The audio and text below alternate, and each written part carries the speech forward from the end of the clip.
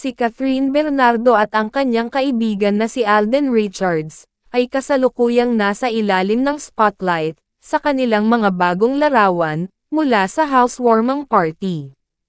Noong Sabado 13 ng Abril, nag-upload ang Nice Print Photography, ng ilang bagong larawan nina Catherine at Alden. Kasama sa gallery ang larawan nina Catherine at Alden, na nag-post sa tabi ng isa't isa.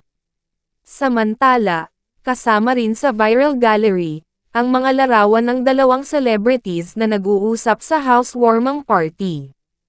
Kasunod ng balitang ito, hindi napigilan ng napakaraming fans ng Kathdan, na pukawin ang social media buzz online, dahil naramdaman nila ang napakaraming kilig, vibes, mula sa dalawang artista.